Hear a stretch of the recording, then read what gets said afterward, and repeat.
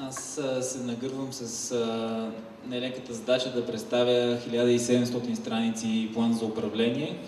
За съжаление, изпълнителя не можа сам не поиска да дойде да го представи и ще се опитам колкото се може по-обективно и без емоции да представя това, което е направил Proless Engineering, като ще си запазя правото да давам мнение в дискусионната част и от моя лична гледна точка. На презентацията, както виждате, пише изпълнител Proless Engineering, но презентацията не е правена от Proless Engineering, важно е това да се знае. И съответно текстовете в по-голямата си част са копирани от публикацията, като изрично ще спомена там, където има части, които не са писани от Proless Engineering, а са наши мнения. Както виждате, целият план за управление в момента е качен на страницата pu-pirin.com, специално направена страница за изготвяне на новия план за управление на Пирин. Също така в сайта държавния Strategy.bg, където също може да се коментира, но е важно да се знае, че всяко едно становище трябва да бъде внесено писмено и да бъде внесено до дирекцията на парк Пирин. Или лично, или с обратна разписка, като след това се обадите за входящ номер. Това пак ще го повторим, но е важно, защото всеки един гражданин може да внася становище и в последствие Proless Engineering ще се задължени да отговорят на всяко едно становище писмено до съответния адресат. Трябва да се оставяте задължително адрес за обратна връзка. Малко информация за това как беше изработен този план. Общо взето имаше доста време за изработване, сравнение с другите планове, които се правят в момента на Рила и на Природен парк Витоша.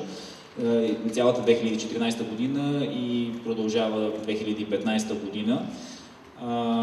Аз участвах на много от работните срещи, които бяха организирани през август месец 2014, през октомври, ноември, февруари, за различните части.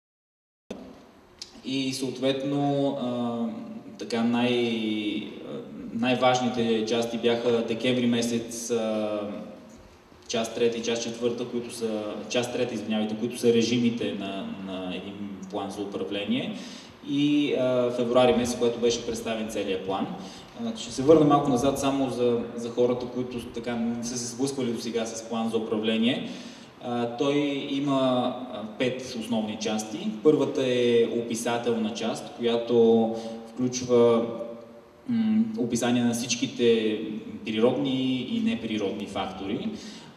Също така описание на проблемите, описание на това как е работил парка до сега, как е бил изпълнявал предишния план за управление. Тази част от плана за управление е над 250 страници, докато за другите, които са по-важни части, са съкратени в рамките на около 40-50 страници. Въпреки това, самият план е много обемист и съответно неразбираем за много хора на обикновен език. 360 страници е целият план и приложенията, някои от които са много важни, са толкова обемисти, че е много трудно да се запознаем, дори и ние, които сме работили доста до сега. Част първа е описанието, както казах, част втора са дългосрочни цели и ограничения, част трета са нормите, режимите, условията и препоръките, т.е. там какво може и какво не може да се прави в различните части на парка. Част четвърта са оперативните задачи и предписания, т.е. тук са програмите и бъдещите проекти, които се изпълняват на парка. Част пета е преглед на изпълнението на целите и задачите. Всичките срещи бяха проведени в Пирин Голф клуб Разлог с ограничено участие само на поканени хора. Формулирането на основните... Всички срещи за? Всичките работни срещи, където се обсъждаха различните части на плана и имаше различни специалисти от изпълнителите, тези срещи бяха направени в Пирин Голф клуб. Така, формулирането на основните и специфичните проблеми на територията. Ще гледам да съм кратък, въпреки че има доста но описана е до някъде потенциалната уязвимост на екосистемите, местообитанията и видовете, проблемите по отношение на дейности в горите, влошено състояние на високопланински тревни местообитания и езера заради пашата на домашни животни, заплахи за водораслите, уязвимост на ядливите гъби, уязвимост на видовете риби, нерешени проблеми с отвеждането и пречистването на отпадните води. Има някои текстове свързани с строителството, но те са доста неясни. Какви са проблемите от строителството? Неустановеност по отношение на техническото съответствие и енергийната ефективност, това число капацитетни възможности и нормативни изисквания в съответствие с общия законов ред за значителна част от строежите от нови проектни решения. Аз не го разбирам, ако вие можете да разберете. Така. Също така има описание на състояние на обслужващите обекти за подслони, прилежащите им площи. При дългосрочните цели прави впечатление, че са коренно променени спрямо това, което беше предишния план от 2004 година. Има една главна цел, първата, която е съхранение на парка като обект на световното природно наследство по конвенцията на ЮНЕСКО. Има едно направление, което се нарича периодично потвърждаване на достоверността на източниците на информация, за което се обуславя критерията. Да го обясня това нещо. Пирин е обект на ЮНЕСКО, защото има уникално биоразнообразие, уникални геоложки характеристики и други. Един от критериите, заради което е обявен, е цялост. И на някои от срещите, на които аз присъствах, природата за хората, например, искаше да отпадне статута на обект на ЮНЕСКО по критерия цялост. Сега, доколкото виждаме, е взето преди това становище и е предложено да се оценява постоянно дали съответства на критериите на ЮНЕСКО да бъде обект защитен от Световната конвенция. Втората главна цел е опазване на представителите за Република България и за Европа типове природни местообитания и местообитания на растителни и животински видове. Третата главна цел е опазване на естествения характер на екосистемите в резервати и в други територии с потенциал на резерватни. Четвъртата главна цел е усъвършенстване на управлението на посетителите. Също така институционално развитие на дирекцията на Пирин. Петата цел е осигуряване на приходи за местните общности в резултат на възможности и предимства на националния парк. Има и много второстепенни цели, които за да ви ги представя. Може в последствие да отворим самия документ. Дългосрочната визия за развитие на национален парк Пирин. Една дългосрочна визия за национален парк би трябвало да показва какво искат хората как да се развива, как да изглежда този парк след 50 години. Тоест, трябва да стъпи на социологически проучвания, които да покажат какви са наистина очакванията и желанията на хората, които живеят в парка и хората, които са посетители на парка или въобще хората в България, които се интересуват от Пирин. Това не е направено и съответно единственото нещо, което е записано като дългосрочна визия е след 50 години Национален парк Пирин да бъде биосферен резерват. Само да вметна, че биосферен резерват не означава строг резерват, а това е друг термин, пак по конвенцията на ЮНЕСКО, който изисква да има по-голяма територия, в която живеят и хората, не само строго се управляват за запазване на съответните видове. Тук започваме с най-важните части, за които ви казах, че тук има доста малко страници в самия план за управление. Част трета са нормите, режимите, условията и препоръките за осъществяване на дейностите. На първо място имаме зониране. 6 зони, които са от предишния план за управление, са променени изцяло, с съвсем различни имена и с съвсем различни площи, като по никакъв начин не е стъпено на това, което е досега направено. И съответно, сега ще видите след малко картата, но площите са доста различни. От една страна има резерватна зона, това са двата резервата Юлен и Байлови дупки и Джинджерица. След това имаме зона за ограничено човешко въздействие. Същата зона имаше и има в момента в плана, който е действащ, но площите са съвсем различни. Няма почти никакво припокриване. Имаме след това зона за опазване на горските, високопланинските, тревните, езерните и речните екосистеми. Почти 60% от парка е включен в една зона, която е доста разнородна и са обединени две или три от зоните, които са били в предишния парк. Доста така неясно за пореден път. Има специална буферна зона, която е буферната зона на ЮНЕСКО и местата, където до сега имаше строежи. Но пък за сметка на това е направена изцяло нова зона за туризъм, която до някъде покрива тези 2,7%, но има и още добавени отгоре. И накрая има зона за хижите и административните центрове за управление.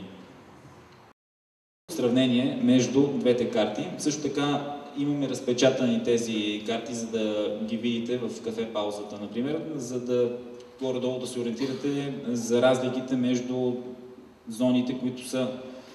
Опа, грешка. Тук в презентацията обратната. 2014 е в ляво, 2004 е в дясно. Извинявайте за техническата грешка. Това, което е в ляво, ще посочвам, това е новата.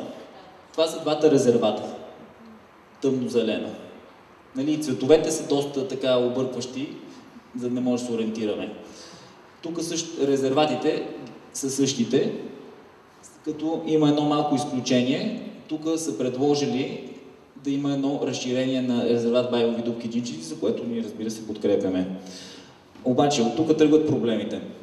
Следващата зона е зоната за ограничено човешко въздействие. В стария план, както виждате, това са едни компактни територии, тези, които са раирани, тук и тук и тук, които включват територии около резерватите и целта е по някакъв начин да има връзка между резерватите, околните територии и най-ценните гори, високопланински части, които са извън резервати. В новия план това са едни разпокъсани петна, които нямат почти никаква връзка помежду си и това, което прави впечатление е, че няма гори тук. Горите са изключени от зоната за ограничено човешко въздействие. Следващата зона е тази голяма зона, за която ви говорих, в светло-зелено, която включва гори, пасища, езера и всичко останало на едно място, докато в предишния план имаме две отделни, ясно разграничими зони. В жълто са местата, които са пасища, където е разрешена пащата, в зелено са горите. Следващата зона е зоната, която в предишния план е зона за туризъм, розовичкото, където имаме строителството на ски зона Банско и ски зона Добринище. Тя е включена тук вътре, като буферна зона е наречена, а пък зоната за туризъм е много разширена. Много по-голямо петно около Добринище, много по-голямо петно около Банско и едно изцяло ново петно, което е около резерват Байлови дупки Джинджерица, включително и по южните склонове на Пирин.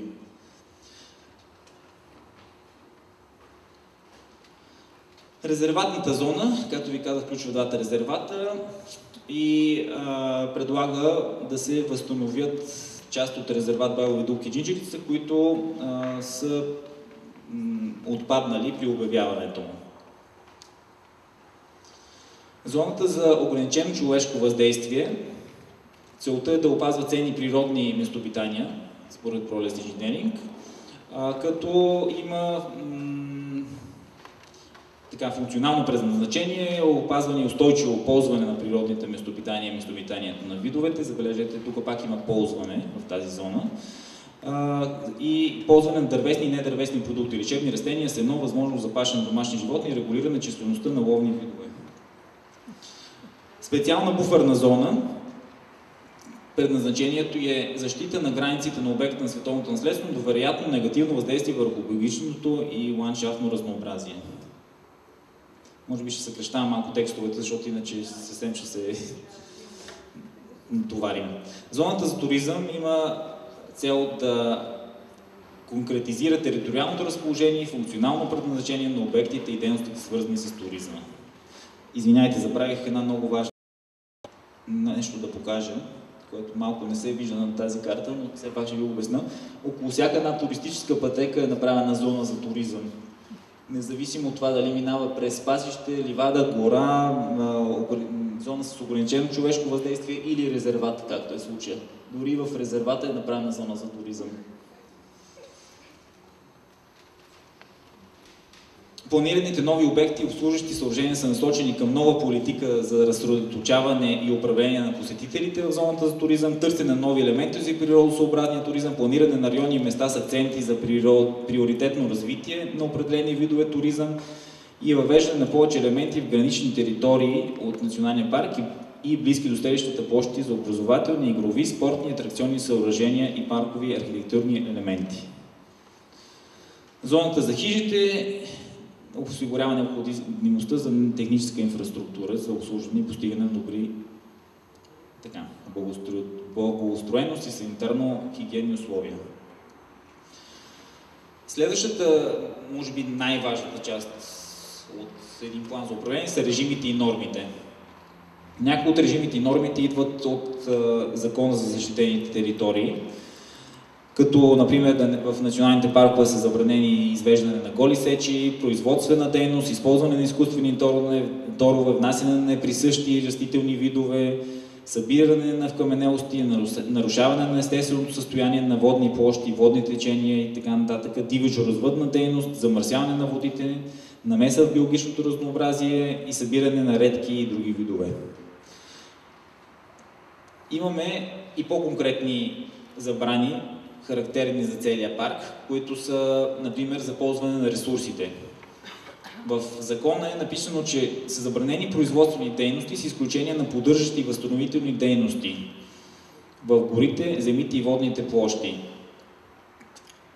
На това изключение се набляга, в последствие ще видите, за да се вкарат възможности за дърводобив и то доста сериозен в парка.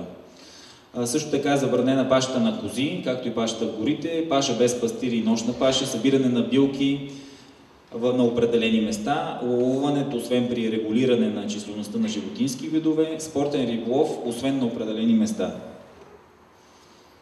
Забраната за строителство и инфраструктура, така както е записана в закона, би трябвало да не разрешава изграждането на нови сгради, пътища, спортни и други съоръжения, освен ремонт на съществуващите.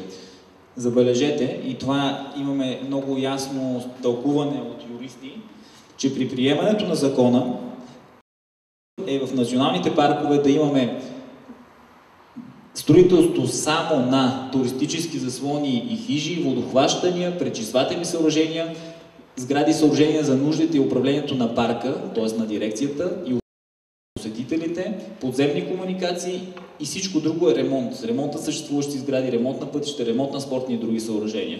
Както и за прокарване на пътища за преминаване на противопожарна техника, т.е. пътища в горите. Също така има една забрана за движение и паркиране на МПС-та извън определени за това места, която е допълнително въведена, тя не е по закон. Има специфични други забранителни режими. Забранява се конен туризъм, велосипедизъм, скално катерене, посещение на пещери, делтапланеризъм извън определените за това места и маршрути. Има забранение за билакуване и кампиране извън устроените за целта места. Има също така забрани за скачане, плуване във водните течения и площи, както и миене в реките. Някои по-конкретни неща, които са важни и които от прозрачни плани сме обръщали внимание, това е, например, движението с моторни шейни в парка. Считаме, че това е несъвместима дейност с плана за управление, с характеристиките, които има в плана за управление и с дейностите, които се извършват в един национален парк. И въпреки това, тук са дадени възможност да има движение на моторни шини в специално определени за това места в националния парк. В зоната за туризъм и зоната за хижи и административни центрове и при спасителни операции. Също така имат забрана за движение на АТВ-та, УТВ-та, спортни мотори но както виждате тук е категорично забраната, за разлика от забраната за моторни шини. Има също така забрана за увреждане, преместване на обекти и съоръжения на администрацията. Още малко остават за забраните.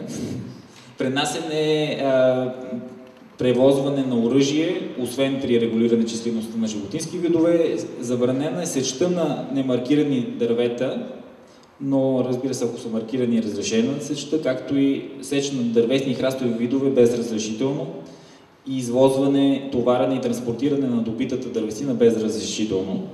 Тоест нелегалната сеч е забранена според нормите. Зоната за туризъм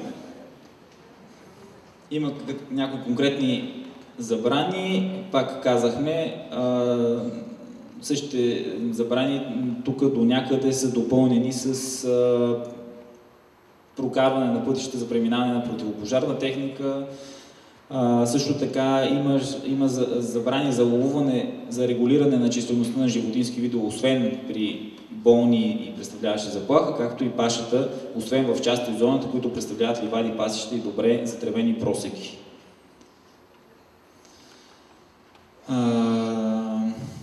Така, тук в следващата зона, която е за опазване на горите, имаме някои неща, свързани с забраната за паша отново, на домашни животни извън определените за това райони, паша в пояс на 25 метра около всички езера, използване на плавателни средства.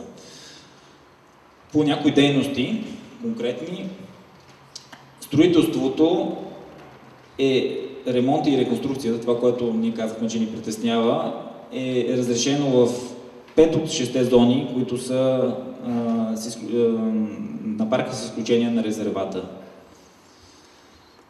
Строителството и ремонта е показан като възможност спрямо някои членове на Закона за защитените територии, но те важат за всички защитени територии, не за националните паркове, тези членове. И съответно строителството на нови обекти, разширението, преустройството, реконструкцията и промяната на предназначението на съществуващи обекти, за които не се изисква оценка на въздействие на околната среда, се издават след съгласуване с министъра на околната среда и водите. Забележете, че има противоречие. На някои места е казано ново строителство е забранено, а на други места е казано тук ще има сега преустройство, реконструкция и промяна на предназначението на съществуващи, както и нови обекти.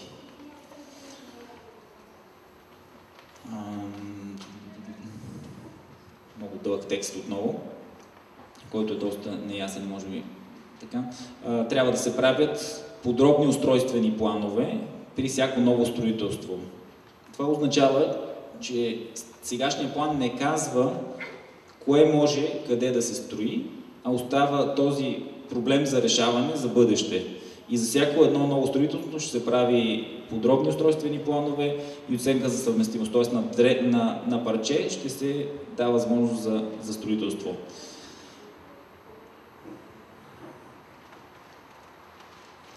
Също така, при друг допустим по националното законодателство план и проект, подобни устройствени планове или други евентуални допустими дейности са нужни, за да се правят палатъчни лагери, преместваеми обекти, метеорологични станции, палестински заслони, пречиствателни станции, спортни сервизни помещения към съществуващите сгради, спортни съоръжения, не е ясно тук запетайката дали означава, че се правят нови спортни съоръжения или сервизни помещения към спортните съоръжения, в това число за техните размери, брой, площ, отстояние.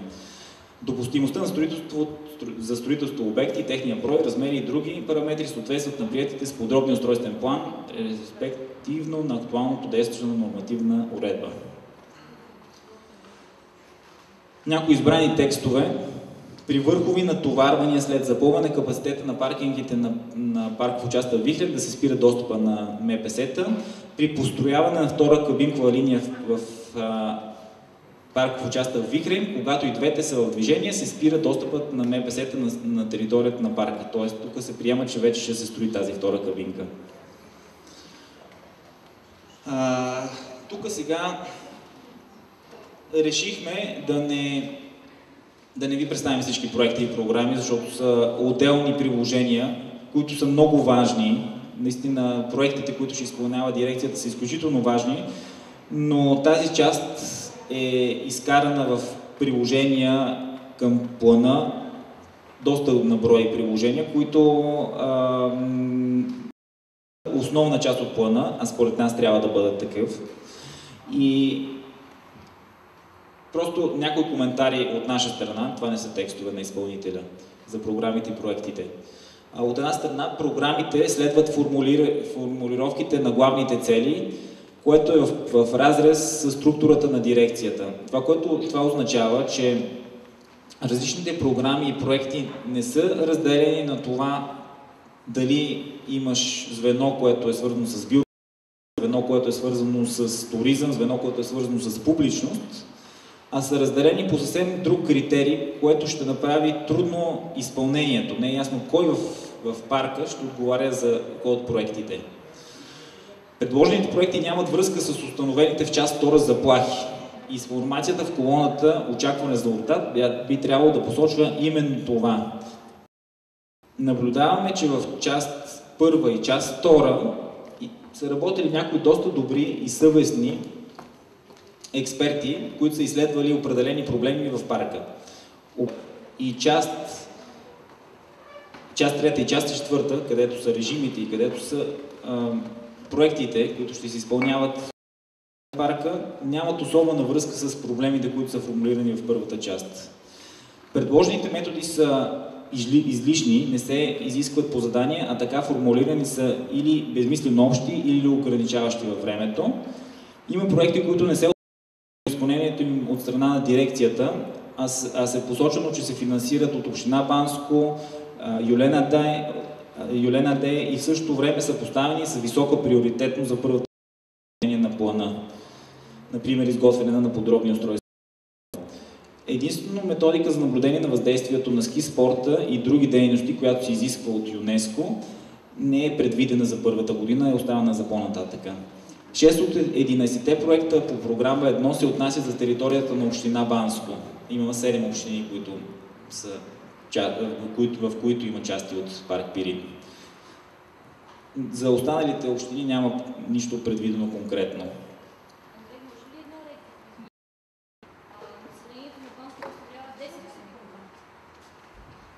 Само коментар, че населението на Банско представлява 10, и нещо процента от всичките засегнати общини около парка. Да, по програма 2 са предложени 11 проекта, като 4 от тях са неадекватно формулирани като инвестиционни предложения.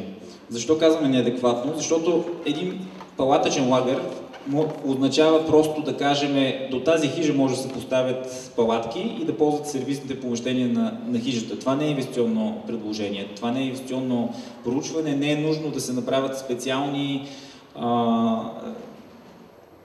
сложни проекти по Закона за устройство на територията, което ще отнеме много време в бъдеще да се изпълнят тези неща. Същото е и свързано и с други туристически дейности, включително и с пешеходен туризъм, с различни информационни дейности и така нататък. Има също така и прединвестиционни проучвания в парка, които са за запазване на естественото състояние на речната мрежа,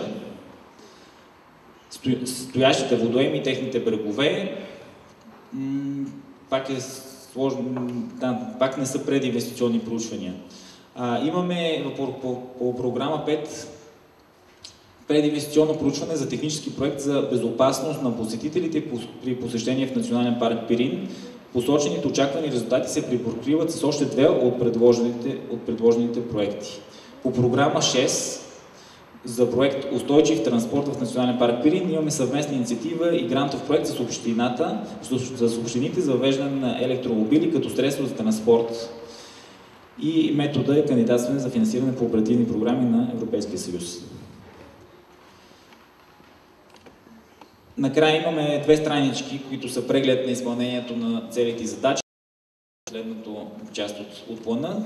Имаме преразглеждане на целите и някои избрани текстове. Изборът на изпълнител за преглед на изпълнението на план 2014 относно изпълнението на целите следва да се процедира по Закона за обществените поръчки. Общо взето считаме, че това до голяма степен е ангажимент на дирекцията на парка. Не трябва да има отделна обществена поръчка, за да се прегледа дали се изпълнява план 2014. Критериите за оценка на изпълнението да бъдат главно степента и качеството на изпълнението на включените проекти в програмите от 1 до 7 от план 2014. Всички планирани проекти в средносрочния план 2014 следва да бъдат предмет на оценка по отношение ефективността на резултатите по посочените по-горе критерии и индикатори. Такива обаче няма посочени такива индикатори.